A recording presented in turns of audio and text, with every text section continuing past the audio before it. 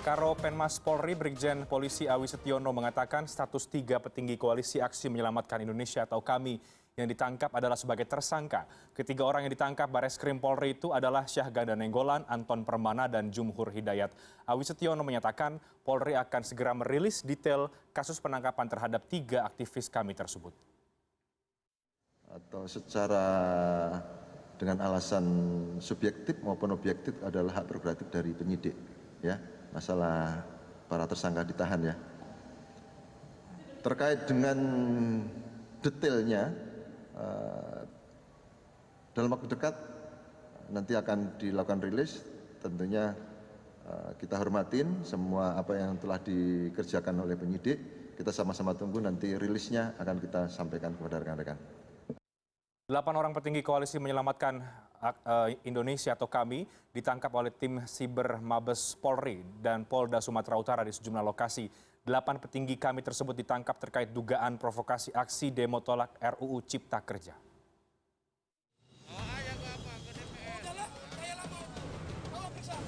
Jumat lalu polisi menangkap Khairi Amri dari lokasi unjuk rasa di kawasan DPRD Sumatera Utara.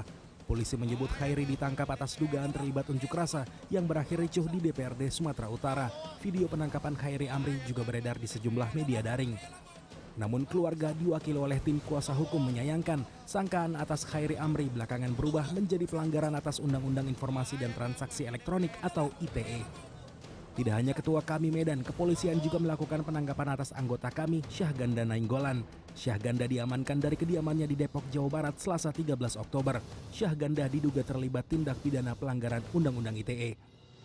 Diketahui Syahganda Nainggolan terakhir mencuit perihal Menteri Pertahanan RI Prabowo Subianto yang mengatakan kisruh penolakan RUU Cipta Kerja berasal dari berita bohong atau hoax dari pihak asing. Sementara itu, polisi membenarkan telah menangkap 8 petinggi koalisi aksi menyelamatkan Indonesia, KAMI. Penangkapan ke-8 orang tersebut terkait dugaan provokasi aksi demo tolak RUU Cipta Kerja. Betul, memang ada beberapa hari ini tim Siber Bareskrim Polri maupun tim Siber Polda Sumatera Utara telah melakukan penangkapan terkait dengan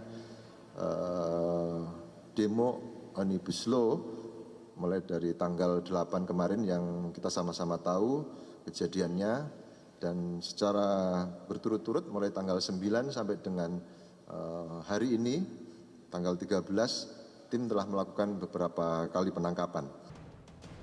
Terkait penangkapan 8 petinggi KAMI, Ketua Komite Eksekutif Koalisi Aksi Menyelamatkan Indonesia atau KAMI Ahmad Yani menegaskan kami bukan organisasi penghasut. Bukan organisasi penghasut atau untuk menunggangi bahwa kami ini memang lahir dalam rangka untuk meluruskan kiblat bangsa. Oleh karenanya kami ini adalah bertemunya gagasan dan ide. Dan juga di daerah-daerah kami itu tidak hubungannya struktural. Hubungannya adalah jejaring. Pak Gatot dia mengatakan nggak ada masalah, kita jalanin saja. Yang penting kan prinsip kita bahwa kita tidak menjual negara ini. Ahmad Yani menambahkan, kami masih mempelajari substansi konten atau cuitan di media sosial yang membuat rekan-rekannya, khususnya Syahganda Nainggolan, dijerat Undang-Undang ITE. Hingga kini dari 8 yang ditangkap, 5 telah ditahan, sedangkan 3 lainnya masih diperiksa 1 kali 24 jam. Tim Liputan CNN Indonesia.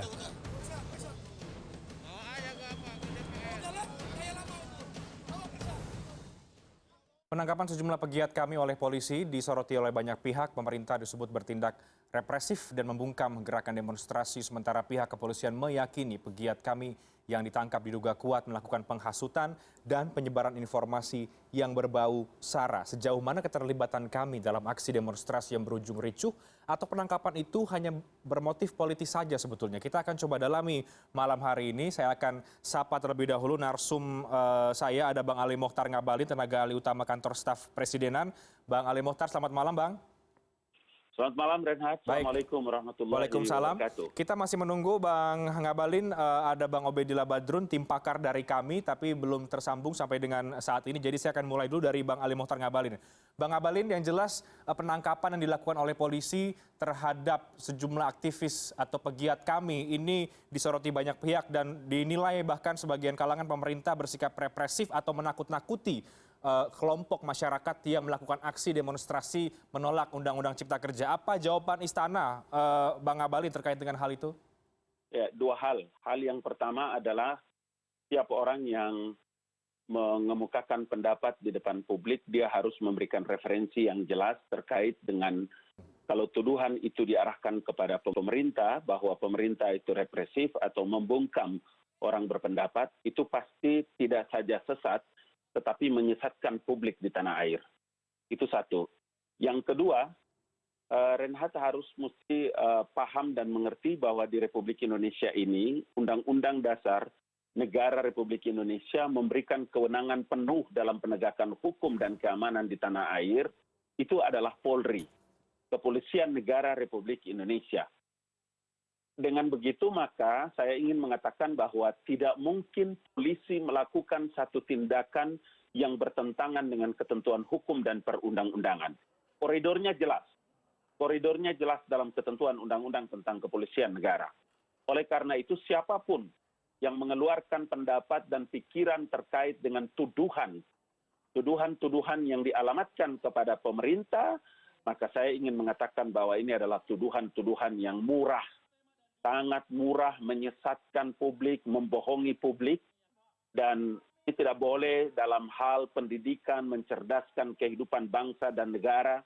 Generasi kita tidak boleh mendapatkan informasi-informasi yang bohong, yang keluar dari siapapun dia. Oke, Bahwa kalau polisi hari ini melakukan tugas dan kewenangannya atas perintah undang-undang, itu clear, itu dulu clear. Oke. Ya, jadi ini tugas polisi sesuai dengan perintah undang-undang. Tapi apakah sikap istana sepakat atau mendukung kemudian penangkapan yang dilakukan terhadap sejumlah orang ini yang saat ini adalah aktivis atau pihak-pihak yang tergabung dalam KAMI, Bang Abalin? Saya ingin mengatakan bahwa 100% ini adalah tugas dan kewenangan polisi. Ya, Presiden Jokowi sekali-kali mengatakan bahwa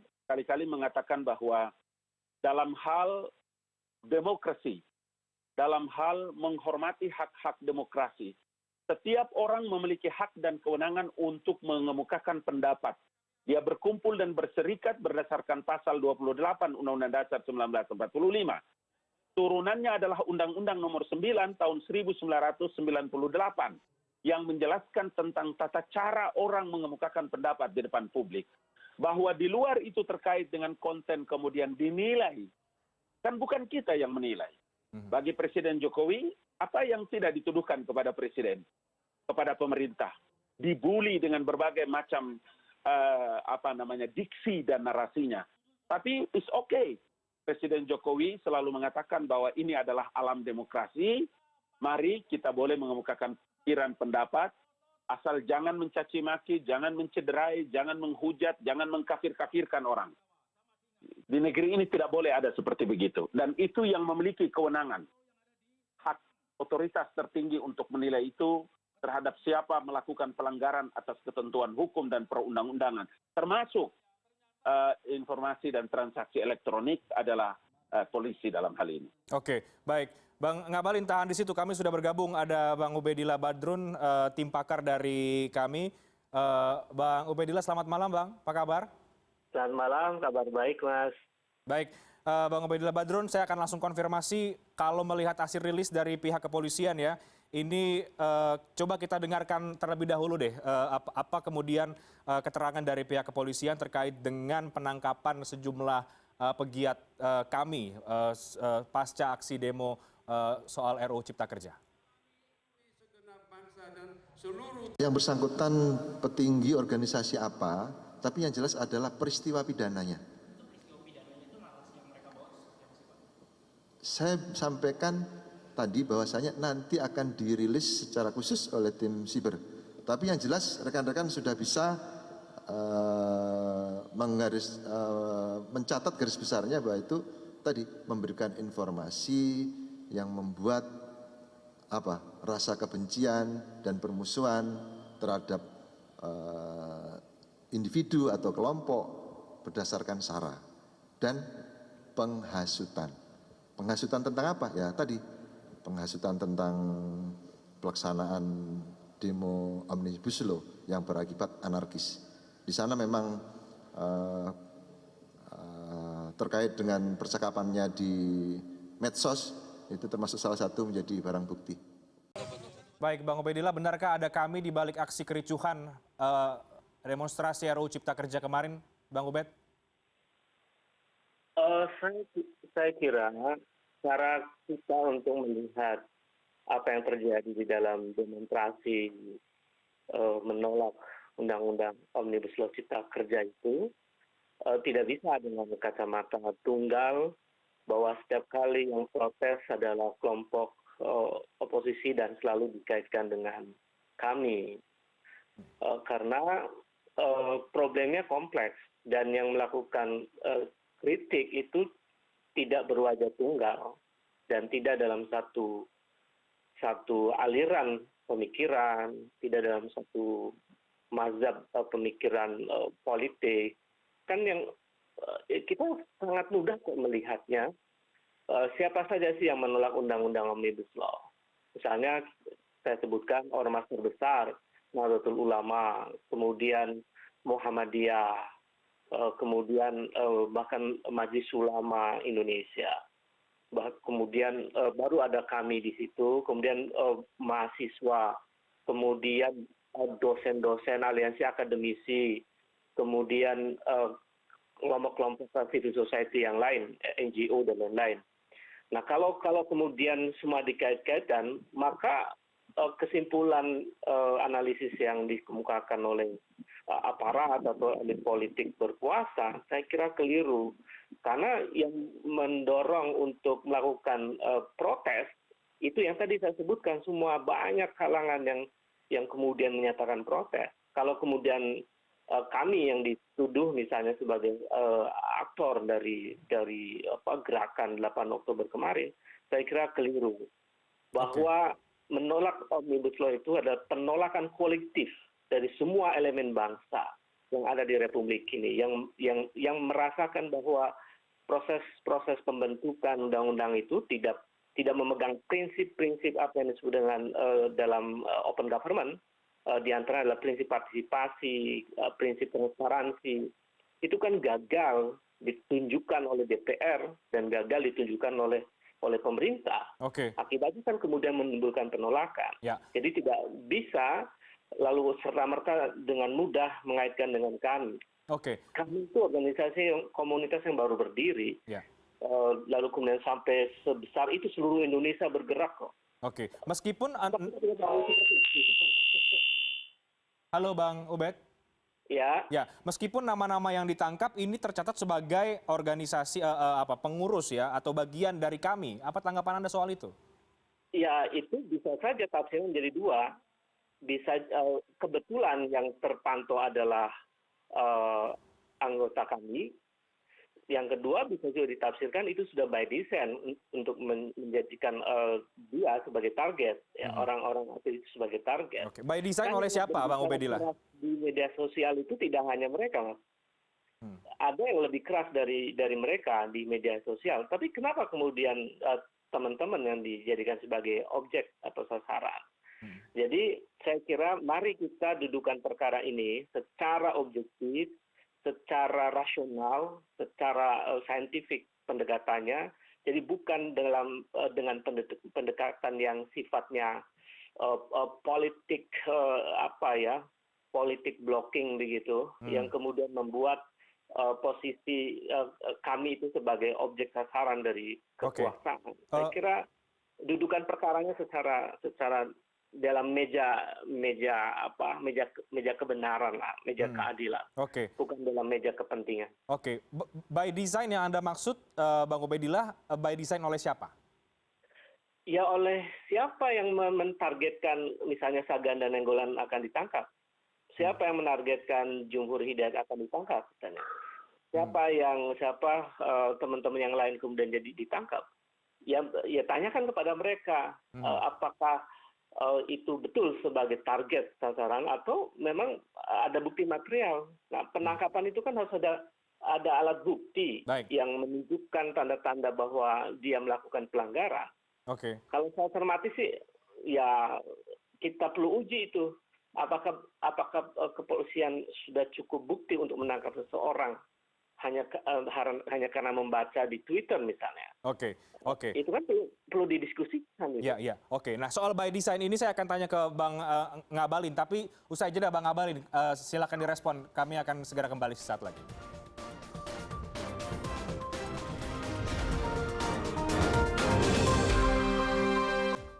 Ya, Anda kembali di CNN Indonesia Newscast. Saya akan langsung ke Bang Ali Mohtar Ngabalin. Bang Ngabalin, tokoh-tokoh yang ditangkap ini kita kenal sebagai orang-orang yang cukup kritik sangat kritis terhadap Presiden Joko Widodo. Soal by design tadi yang disampaikan oleh Bang Ubaidillah Badrun, apa tanggapan Anda, Bang Ngabalin? Ya, yang pertama mesti kita sepakat dulu. Kita sepakat dulu bahwa polisi adalah bayangkara negara, ya. Secara profesional mereka bekerja. Kemudian berdasarkan ketentuan hukum dan perundang-undangan yang berlaku. Jadi kalau UB menyebutkan begitu, saya khawatir nanti polisinya bisa tersinggung kalau polisi by design untuk menangkap para tokoh-tokoh yang pejuang-pejuang demokrasi itu. Makanya kan dari awal saya bilang bahwa setiap orang memiliki kebebasan dalam mengemukakan pendapat, tetapi tata cara dalam menyampaikan pendapat, kemudian tidak mengganggu orang lain dan lain-lain. Yang punya penilaian dan kemampuan itu adalah polisi. Dan saya hakul yakin tidak mungkin by design, tidak mungkin by design terhadap orang-orang yang dilakukan oleh kepolisian negara. Itu satu. Kemudian yang kedua, mungkin begini, kalau bisa dilihat bahwa dalam posisi seperti hari ini, kan kalau tadi UB menyebutkan bahwa soal bukti, kemudian bisa menakar seberapa jauh di mana tingkat alat bukti, kan bukan di CNN ukurannya. Di tempatnya kan di pengadilan, di mahkamah kalau itu bisa sampai di pengadilan kan, nanti di pengadilan baru ada barang bukti, kemudian ada jaksa selaku penuntut umum, ada hakim, ada pembela, ada pengacara, dan lain-lain. Jadi saya ingin mengatakan bahwa tidak mungkin polisi melakukan satu tindakan terkait dengan apa yang terjadi hari ini, kemudian suka polisi, kemudian polisi mendesain itu, saya kira itu tuduhan yang bisa menyesatkan publik. Saya tidak setuju itu pernyataan. Ya, Bang Ngabalin dan juga Bang Ubaidillah, coba kita dengarkan dulu. Kita sempat ada record juga pernyataan Pak Mahfud MD beberapa saat yang lalu, minggu lalu ini ya, terkait sikap pemerintah terhadap demonstrasi RUU Cipta Kerja. Kita dengarkan berikut ini. Sekali lagi, pemerintah akan bersikap tegas dan melakukan proses hukum terhadap semua pelaku dan aktor yang menunggangi atas aksi-aksi anarkis yang sudah berbentuk tindakan kriminal. Saya ulangi, 7. Sekali lagi, pemerintah akan bersikap tegas dan melakukan proses hukum terhadap semua pelaku dan aktor yang menunggangi atas aksi-aksi anarkis yang sudah berbentuk tindakan kriminal.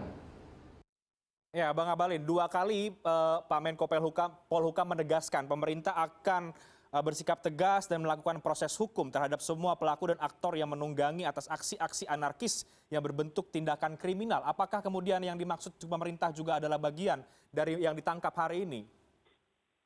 Iya, kan yang dilihat, coba lihat itu. Mereka yang membakar halte, mereka yang merusak sarana prasarana umum, sarana publik, yang bentuk kepada anarkis, kriminal, dan lain-lain. Kan dibiarkan saja itu. Iya kan? Kalau pemerintah, kalau Menko Polhukam menyebutkan ada pihak-pihak yang menunggangi, nanti di pengadilan. Jangankan Pak Menko-nya, Presiden juga maupun siapa saja di negeri ini kan ada kesetaraan hukum di negeri ini.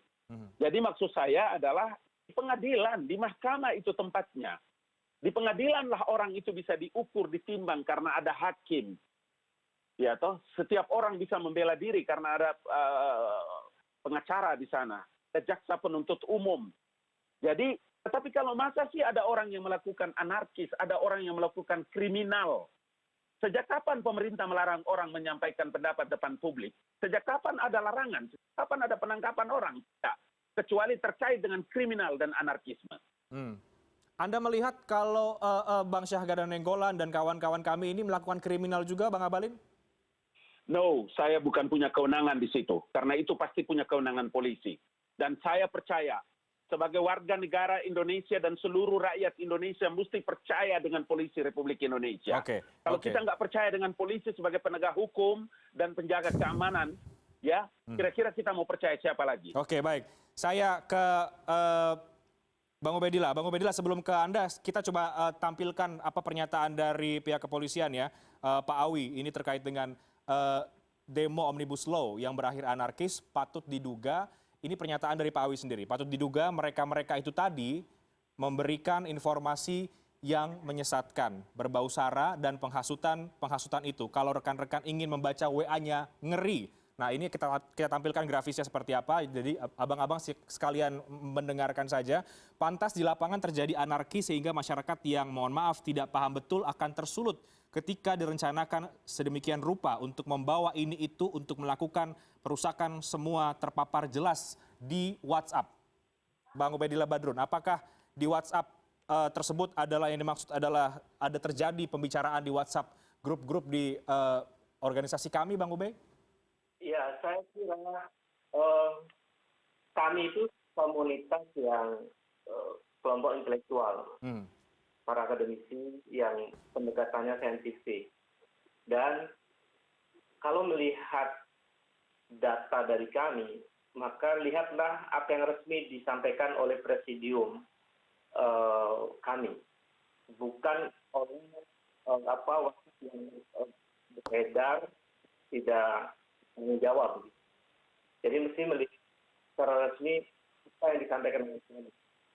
Kemudian saya kira yang tadi saya sampaikan bahwa ungkapan terhadap tesis kami itu, kalau kita merujukan pada undang-undang, ya kita menurunkan misalnya di pasal 1 angka 20 itu kemudian dia pasal 19 itu disebutkan bahwa penangkapan itu ditetapkan harus adanya minimal 2 alat bukti. Jadi pertanyaannya, alat bukti itu apa? Apa? Dan itu belum menjelaskan. Nah, ini yang saya kira jadi persoalan. Di antara alat bukti yang cukup itu, kalau menurut tafsir dari putusan Mahkamah Konstitusi, putusan nomor 27 tahun 2014 itu menyatakan bahwa frasa bukti terminal itu adalah bukti permulaan yang cukup. Dan bukti yang cukup itu bagaimana ditentukan dalam pasal 1, angka 14, pasal 17, dan 31. Ayat 1, Undang-Undang Nomor 8 tahun 81 tentang hukum acara pidana. Jadi sepanjang tidak dimaknai bahwa bukti permulaan yang cukup, dan bukti yang cukup adalah minimal 2 alat bukti yang termuat dalam 180. Yang isinya, alat bukti itu, yaitu diantaranya adalah keterangan saksi dan keterangan ahli.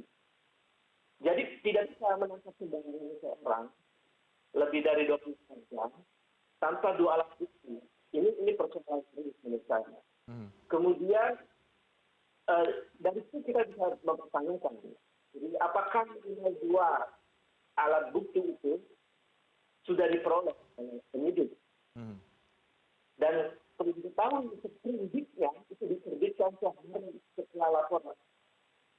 Jadi ini juga ada keanehan yang kita sebagai akademisi perlu bertanya, mengapa secepat itu? Kan itu tanda tanya besar. Nah, oleh karena itu, ya kami melihat ini ada kejanggalan dalam penangkapan. Ya. Nah, apakah yang bersangkutan menunggu itu, apalagi dituduhkan misalnya membuat keonaran.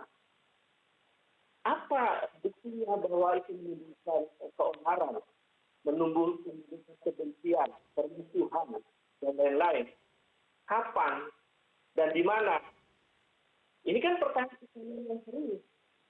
Kalau tuduhan adalah menimbulkan tuduhan, tindakan tidak karena provokasi orang saja menurut, saya kira tidak bisa kita meyakini bahwa cukup bukti untuk dijadikan sebagai alat menunjukkan adanya kemungkinan sepihak. Ya, perlu ada penjelasan tentang apa yang dimaksud dengan narasi menumbuhkan kebencian dan lain-lain. Jadi saya kira itu kalau kita lihat pasal-pasal lain akan kita banyak pertanyaan membuat kita tanya besar. Mengapa ini? Jadi saya kira itu. Apalagi misalnya undang-undang ITE misalnya, yang itu dikritik oleh para ahli hukum sebagai pasal. Ini kan juga persoalan karena apa yang dimaksud dengan penodaan, dengan narasinya menenggolan dan lain-lain. Itu kan sangat memungkinkan hasil hegemonik, hasil sepihak. Dan ini harus dibuka sebetulnya. Betul teman-teman yang memenuhi syarat apa yang kemudian saya kira itu. Oke, Bang Ubedillah, sambil kemudian Bang, ini agak teknis karena tampaknya suara Anda agak jauh dari kami, jadi mungkin bisa didekatkan mikrofonnya di dekat mulutnya Bang Ubedillah sambil kita break terlebih dahulu ya Bang Ube dan juga Bang Ngabalin. Nanti saya akan tanya juga ke Bang Ube soal apakah kemudian dari semua apa yang terjadi ini Anda melihat ada upaya pembungkaman dari pemerintah atau menakut-nakuti seperti yang dinilai oleh sebagian pihak ketika ada sebagian aktivis yang justru ditangkap pasca demonstrasi. Kami akan membahasnya usai jeda berikut, tetap di CNN Indonesia Newscast.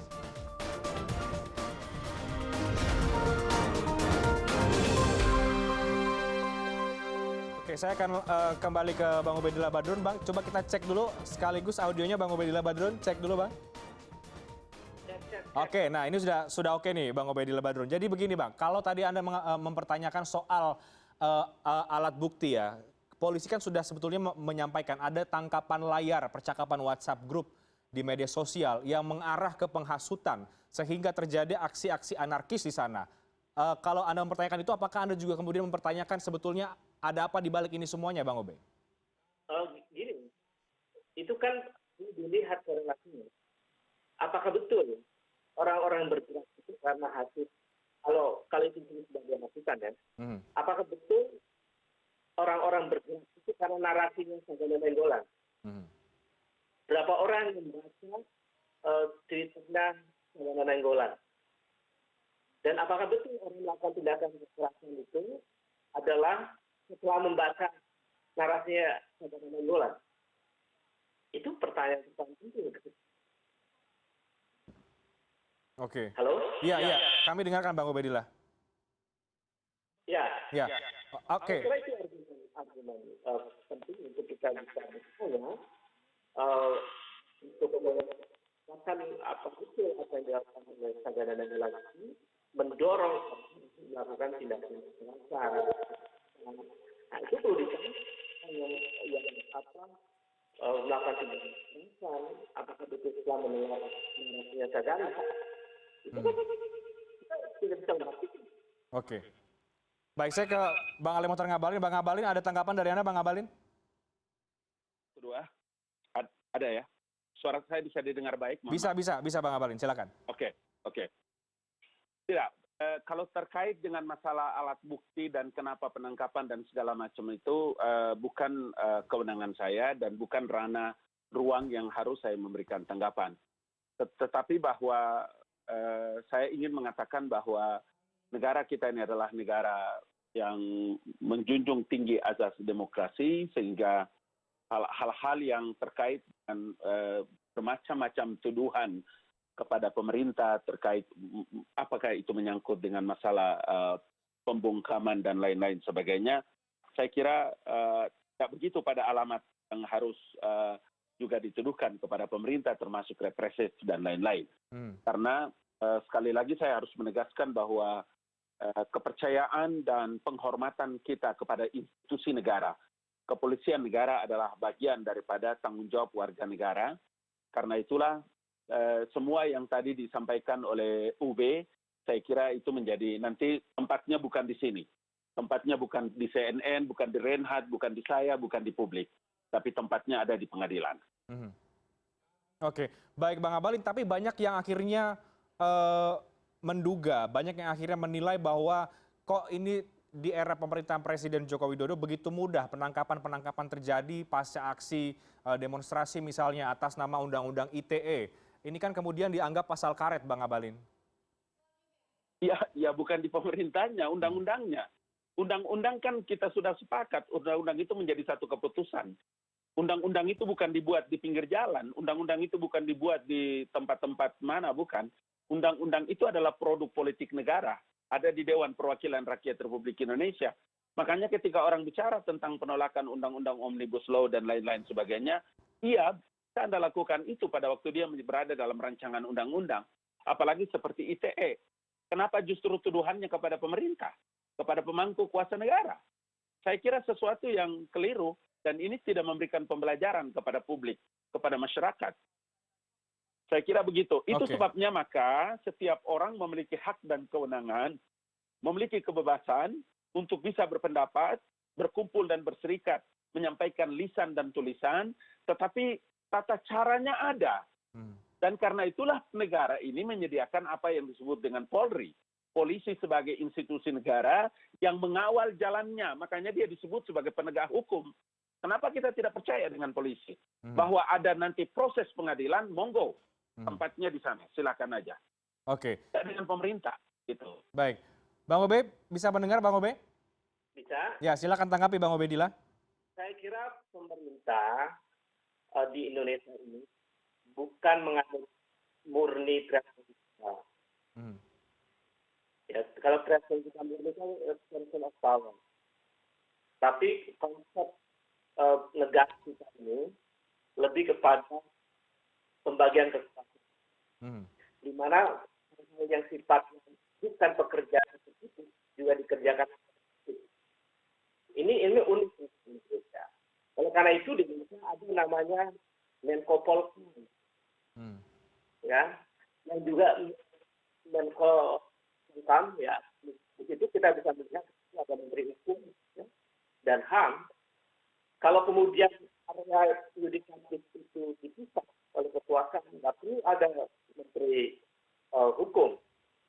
Oleh karena itu, tidak bisa pemerintah lepas tanggung jawab dari praktek-praktek yang kemudian dinilai sebagai terjemahan dari pasal karet itu. Jadi, tentu saja, Menko-Polhukam berdialog dengan Menkumham berdialog juga dengan aparat penegak hukum. Apa yang terjadi? Jangan sampai kemudian melakukan upaya penangkapan secara hak, ya, tanpa kemudian secara sungguh betul-betul sesuai dengan undang yang berlaku. Nah, kalau kemudian tahu bahwa pemerintah itu ada pasal karet, ya ingatkan jangan sering menafikan pasal karet dalam menghadapi situasi sekarang. Karena justru berdampak pada yang negatif pada pemerintah atau pada pemerintah. Saya kira Indonesia mengalami situasi yang memburuk dari sisi demokrasi, seperti juga diungkapkan oleh ekonomis misalnya, bahwa indeks demokrasi kita untuk kebebasan sipil itu raportnya merah, angkanya 5,1. Nah, kalau kemudian praktek-praktek yang kemudian sudah menangkap seseorang, dan itu bertentangan dengan prinsip-prinsip demokrasi, kebebasan berpendapat dan lain-lain, itu akan membuat citra Indonesia yang makin buruk. Nah, ketika kita makin memburuk, bagaimana investasi ledakan sementara demokrasi dijamin di Republik ini? Bang saya Obe. kira cara pandangnya tidak lepas tangan bahwa ini urusan penegak hukum. Ini urusan negara, Bang Abalin. Ini urusan negara, maka semua kita bertanggung jawab untuk menghadirkan satu tata kelola negara yang demokratis, yang memberikan ruang kebebasan berpendapat, tidak mungkin menangkap orang. Kan itu memerlukan satu kejernihan berpikir sebelum mengambil keputusan menangkap seseorang. Baik, Bang Obed, singkat terakhir dari Anda, sebelum nanti akan ke Bang Abalin lagi, singkat dari Anda, jadi apa harapan dari kami ketika kemudian ada penangkapan terhadap aktivis ini, apa yang akan dilakukan setelah ini, singkat saja Bang Obedillah? Ya, saya kira pemerintah sebaiknya menghentikan upaya-upaya untuk melakukan penangkapan terhadap para aktivis demonstrasi, karena sumbangan dari teman-teman berdemonstrasi juga cukup berharga untuk membuat Republik ini menjadi lebih baik. Oke. Kemudian yang kedua, langkah berikutnya yang tentu saja bisa dilakukan oleh entitas yang baru ini, namanya kami, tentu adalah langkah advokasi terhadap korban yang dituduh melakukan penistaan.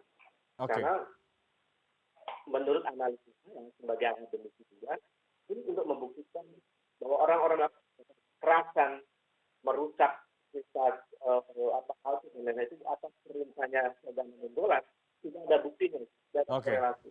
Ya. Baik, Bang Obed. Baik, saya ke Bang Abalin. Bang Abalin, terakhir dari Anda, pemerintah tidak bisa serta-merta kemudian lepas tangan begitu saja atas apa yang terjadi penangkapan terhadap sejumlah orang ini. Terakhir dari Anda, Bang Abalin. Ya, sedikit dulu. Menteri Koordinator dalam regulasi kita itu adalah pembantu presiden yang melakukan sinkronisasi terkait dengan tugas-tugas dalam bidang hukum, politik, dan keamanan, menyusun kebijakan-kebijakan presiden. Nggak ada cerita menteri itu bisa melakukan perintah ke sana, perintah kemari sesuka hati. Orang penyidik saja itu tidak bisa ada orang intervensi. Orang penyidik itu adalah hak prerogatif dia untuk bisa menentukan seseorang itu ditahan atau tidak. Tidak mungkin juga polisi bisa menangkap orang tanpa ada data dan dokumen yang kuat. Satu. Yang kedua, saya ingin mengatakan bahwa dalam posisi seperti inilah, saya ada CNN, kemudian Ubaidillah, kita orang-orang yang terpelajar, orang-orang yang sekolah, orang-orang yang punya gelar tinggi-tinggi ini, dalam dialog ini juga harus memberikan pembelajaran kepada masyarakat. Jadi tidak bisa kita pakai opini kita, menjelaskan tentang masalah-masalah yang terkait dengan apa-apa yang sedang dilaksanakan oleh polisi. Karena polisi pasti menggunakan fakta-fakta yang ada di tangan polisi. Tidak bisa kita pakai opini, kesian. Nanti merusak sistem tata negara kita ini. Itu sebabnya saya bilang langkah-langkah ini harus dilakukan, kemudian memberikan kepercayaan atas langkah-langkah yang dilakukan oleh kepolisian negara. Nggak bisa kita memberikan keterangan seenak perut kita, karena itu akan menyesatkan publik di tanah air. Itu aja sebetulnya keterangan saya. Baik, Bang Ubaidillah Badrun, terima kasih banyak. Bang Abalin, terima kasih banyak untuk waktunya. Kita akan lihat bagaimana proses hukum berjalan. Dan tadi kami juga sudah berusaha untuk menghadirkan pihak kepolisian, tapi tidak bisa bergabung sampai dengan malam hari. Kita berharap tentu prosesnya berjalan seadil-adilnya. Terima kasih banyak Bang Abalin, terima kasih banih Bang Ubaidillah Badrun sudah bergabung bersama dengan kami pada malam hari ini. Usai jeda, kami akan segera kembali dengan informasi lain. Tetap bersama kami di CNN Indonesia Newscast.